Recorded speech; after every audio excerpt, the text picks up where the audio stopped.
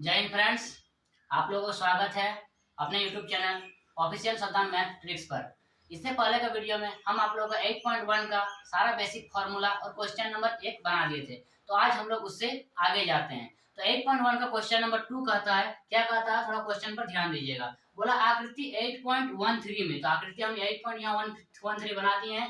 उसमें कहा गया है कि tan p और cot माइनस cot r का मान निकालना है, जिसमें आपको p से q तक का वैल्यू दे दिया गया है, p से r का वैल्यू दे दिया गया है। अब हम लोग क्या जानते हैं कि किसी भी त्रिकोणमितीय अनुपात को निकालने के लिए पहले तीनों भुजा का मान जरूरी होता है। तो यहाँ पर हम लोग को दो भुजा का मान मालूम है, एक भुजा का मान मालूम नहीं है, तो हम यहाँ पाइथागोरस प्रमेय लगा करके एक भुजा का मान निकाल सकते हैं। जैसे हम लोग पाइथागोरस प्रमेय जानते हैं कि h का स्क्वायर बराबर होता है p का स्क्वायर प्लस b का स्क्वायर। तो h का वैल्यू है 13, तो 13 का स्क्वायर निकालेंगे, बराबर p का वैल्यू है 12, तो 12 का स्क्वायर निकालेंगे, प्लस b का वैल्यू हम नहीं जानते हैं, तो b का जगह हम लिख सकते हैं QR का स्क्वायर। यहाँ तक तो कोई दिक्कत नहीं होना चाहिए। अब 13 का स्क्वायर होता है 169, तो लिखेंगे 169, ठीक है, बराबर होता है 12 का स्क्वायर 144 प्लस QR का स्क्वायर। यहाँ तक हो गया। अब ये प्लस है, इधर आएगा तो माइनस होगा, तो 169 से अगर 144 घटाएंगे तो 25 निकलेगा। कितना निकलेगा? 25। और वो स्क्वायर इधर आएगा तो रूट बन जाएगा, तो क्यू आर बराबर निकल गया रूट 25। अब क्यू आर का वैल्यू कितना निकल जाएगा? 25 का रूट कितना निकलता है? 5, तो क्यू आर का वैल्यू निकल गया 5 सेंटीमीटर। तो हम यहाँ लिख सकते हैं 5 सेंटीमीटर। अब क्वेश्चन को बनाने क्या दिया है, बोला tan p minus cot r, तो हम क्वेश्चन को लिख लेते हैं tan p minus cot r. tan p बोला है, मतलब इस p वाले एंगल से हमको काम करने बोला है। tan का फॉर्मूला होता है p बटे b, इससे पहले के वीडियो में मैंने आपको ये करा रखा है। तो tan p का फॉर्मूला होता है p बटे b। अब इस p एंगल के लिए इसका p कौन होता है? इसके सीधे वाला भुजा यानी QR। तो यहाँ पर हम लिख देंगे QR बटे इसका b कौन होगा? इससे जो सटा हुआ भुजा रहता है ये PQ। यहाँ पर हम लिख देंगे PQ। यहाँ तक हो गया, माइनस तो माइनस। अब बोला है कॉट आर, तो कॉट तो होता है b बटे p, बट कॉट आर का बोला यानी r का एंगल से हमको लेना पड़ेगा। तो कॉट का फार्मूला होता है b बटे p, और इस r के लिए b होता है यही क्यू आर। तो इसके लिए हम लिख दिए क्यू आर। ये आपको अगर समझ में नहीं आ रहा b और p क्या ले रहे हैं, तो इससे पिछले का वीडियो में मैंने बहुत अच्छी तरह से वो पढ़ा रखा है, आप जाके डिस्क्रिप्शन से वो लिंक टच करके आप देख सकते हैं वो वीडियो। अब यहाँ कॉट आर का होता है b बटे p, तो r के लिए b हो जाता है ये क्यू आर, और p होगा ये पी क्यू। यहाँ दे दीजिए पी क्यू। अब क्यू आर का वैल्यू है 5, तो हम बैठा देते हैं 5, और पी क्यू का वैल्यू है 12, तो पी क्यू का वैल्यू बैठा देते हैं 12। माइनस तो माइनस, क्यू आर का वैल्यू वही है 5, और पी क्यू का वैल्यू है 12। अब दोनों को अगर घटाएंगे तो मेरा आंसर कितना आएगा? आप सभी लोग जानते हैं कि जब सेम सेम घटता है तो जीरो आता है, तो इसका आंसर कितना आ गया? 0। अब हम लोग आते हैं क्वेश्चन नंबर 3 पर। ये बहुत ही आसान क्वेश्चन है। बोला है साइन ए का वैल्यू है 3/4, तो हम लोग लिखेंगे साइन ए का वैल्यू 3/4, बीच में बराबर। साइन का फॉर्मूला क्या होता है? p बटे h, तो साइन का फॉर्मूला लिख दिए p बटे h बराबर हो गया 3/4। इसका मतलब होता है कि p का वैल्यू हो गया 3 और h का वैल्यू हो गया 4, तो हम लिख देंगे यहाँ पर कि p का वैल्यू हो गया 3 और h का वैल्यू हो गया 4। अब हमारे पास सिर्फ b मालूम नहीं है, तो पाइथागोरस प्रमेय लगा करके हम लोग b निकाल सकते हैं। उसका फॉर्मूला होता है h स्क्वायर बराबर p square plus b square. अब यहाँ से h का वैल्यू हमको 4 दिया हुआ है, हम 4 का स्क्वायर करेंगे, ये रहा 4 का स्क्वायर। p का वैल्यू मेरे पास 3 है, तो हम 3 का स्क्वायर करेंगे, प्लस b का मान मालूम नहीं है तो b का स्क्वायर रहने देते हैं। 4 का स्क्वायर होता है 16 बराबर 3 का स्क्वायर होता है 9, प्लस b का स्क्वायर रहने देते हैं। अब ये 16 है, वो प्लस 9 अगर इधर आएगा तो घटेगा, तो 16 से 9 घटा तो 7, और वो स्क्वायर इधर आएगा तो रूट, तो b का वैल्यू आ गया रूट 7। अब क्वेश्चन को ध्यान देना कि बनाना क्या है, कॉस ए, तो हम लोग लिखेंगे कॉस ए। कॉस ए का फॉर्मूला होता है b बटे एच, तो यहाँ पर हम लोग लिख देंगे b बटे एच। अब b का वैल्यू कितना आया है? √7, तो हम यहाँ लिख देते हैं √7, और h का वैल्यू कितना आया है? 4, तो हम यहाँ लिख देते हैं 4। तो cos a का वैल्यू निकल गया √7 बटे 4। अब बोला tan a निकाले, तो हम यहाँ लिखेंगे tan a। tan का वैल्यू होता है p बटे b, और p का वैल्यू कितना है? 3, तो हम यहाँ लिख देंगे 3, और b का वैल्यू अभी हमने निकाला √7, तो हम यहाँ लिख देंगे √7। तो ये हो गया आप लोग का आंसर। अब हम आते हैं क्वेश्चन नंबर 4 पर। अब हम आते हैं क्वेश्चन नंबर 4 पर। क्वेश्चन नंबर 4 क्या कहता है, बोला 15 cot a बराबर 8 है तो साइन a और सेक a का मान निकालिए। ये पहले ही पिछले क्वेश्चन की तरह ही है। यहाँ पर हम लोग लिख देंगे 15 cot a बराबर 8। यहाँ से देखिए 15 गुना है, ये 15 को हम उधर लेके जाएंगे तो भागा होगा, तो यहाँ पर बन जाएगा cot a बराबर 8/15। अब cot का फॉर्मूला क्या होता है, b/p, तो हम यहाँ लिखेंगे b/p बराबर 8/15। तो इसका मतलब ये होगा कि b का मतलब 8 है और p का मतलब 15 है, तो हम लिख देते हैं b का वैल्यू 8 और p का वैल्यू 15। यहाँ तक हो जाने के बाद हम लोग पाइथागोरस प्रमेय से h का मान निकाल लेना है। चलिए हम लोग h का मान निकालते हैं। फॉर्मूला होता है h² बराबर p² प्लस b²। h² का मान निकालना चाहिए, सेम टू सेम वही रहेगा। p का वैल्यू दिया हुआ है 15, तो 15 का स्क्वायर करेंगे, प्लस b का वैल्यू दिया हुआ 8, तो 8 का स्क्वायर।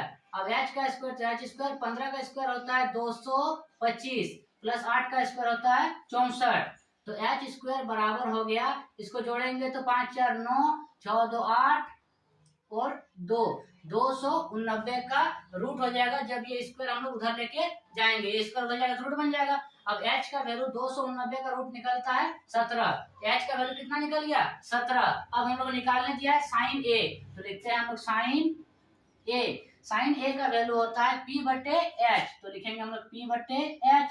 p का वैल्यू कितना है 15 और h का वैल्यू 17, तो ये हो गया साइन a का वैल्यू। अब निकालने बोला हमको सेक a, तो हम लोग सेक a निकाल लेते हैं।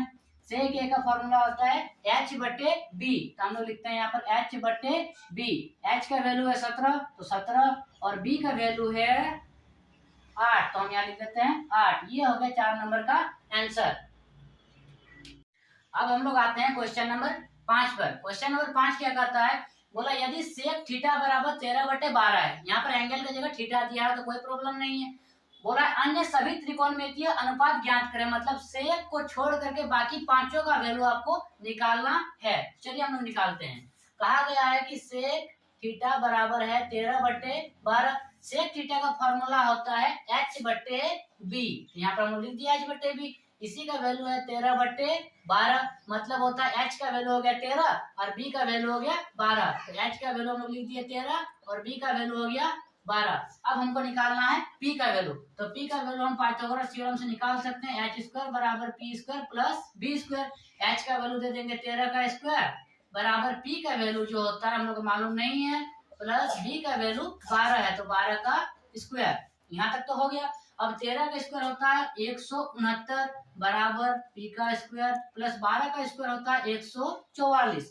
अब ये प्लस है तो इधर जाएगा माइनस जाएगा, तो 169 माइनस 144 बराबर p का स्क्वायर। अब इससे इसको घटाएंगे तो 25 निकलेगा, तो लिख दिए 25 और ये स्क्वायर इधर आएगा तो बन जाएगा रूट बराबर p।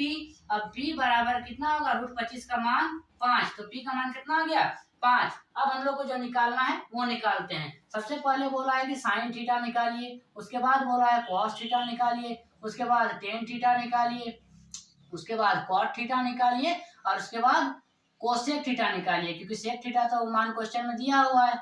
ये सारा का वैल्यू हमको निकालना है। तो साइन थीटा का वैल्यू होता है p/h, तो यहाँ लिख देंगे हम लोग p/h और p का वैल्यू कितना आएगा 5 और h का वैल्यू क्वेश्चन में था, क्वेश्चन से हम लोग निकाले थे, h का वैल्यू 13, तो हम लोग लिख दिए 13।